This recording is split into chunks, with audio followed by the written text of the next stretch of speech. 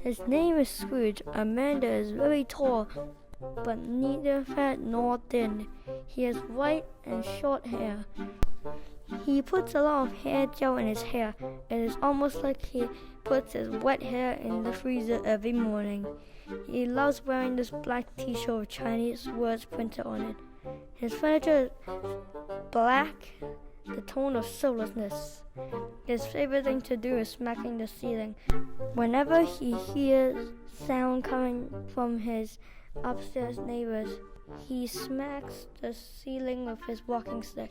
His wife is just the same. She likes smacking the ceiling as well. They both think other people are mostly mean to them. They hate noises. His favorite food is barbecue pork with rice. He mostly eats alone, sometimes with his wife. His favorite show is a dark comedy called Happy Tree Friends. He watches the show by himself because anyone who watches it gets nightmares. It's that time of the year again. It's Christmas. It's starting to get colder on the streets that are full of bright, colorful Christmas lights. Nights on Christmas do not look like nights because the streets are lit with merry decorations. People are in thick shirts and long coats, but Scrooge doesn't care. His heart is as cold as the weather. His favorite time of the year is Halloween because he can dress up like his normal self and start scaring kids. Every October, he takes a baseball bat and walks around the streets. Anyone who stares at him for more than 2 seconds will be rushed after by this terrible human. His satisfaction stems from others' pain. One of the reasons churches started to ring bells was to keep demons and the devil away, but they couldn't keep Scrooge and his wife away.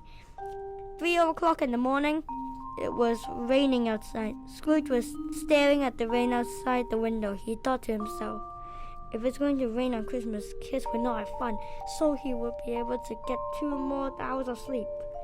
Suddenly, he felt a tap on his shoulder. He thought it was a fly, so he tried to slap it, but it didn't work. He felt it again, so he slapped it harder. Then it tapped again. He turned around. He saw his wife. He asked, "What are you doing here at 3 a.m.? She didn't respond and signaled him to go after her. They walked together. Scrooge kept asking her questions, but she never responded. All of a sudden, they fell into a black hole. When Scrooge opened his eyes, he saw a 6-year-old kid walking on the street alone. He was crying and sitting on the floor by himself. A nice man walked over to the kid to ask him what happened. The kid said, and a man threw a trash bag full of trash at us earlier when my friends and I were playing our instruments on the street. My drum broke because the trash bag was so heavy. When I got home, I got told off by my parents and got kicked out because the drum was a drum that my dad had owned since he was 14 years old. Scrooge's wife turned around to Scrooge and pointed a finger at him. "Me?" answered Scrooge. "What does this even mean?" "Come on, take me to where your drum broke. I am going to help you. Ask that man for compensation," said the nice man to the boy. They followed the nice man and the little boy to where the drum was broken. Scrooge noticed that it was his house. He broke the drum. He also made the boy homeless. He felt a pat on his shoulder again. This time it felt real. He opened his eyes and saw his wife again.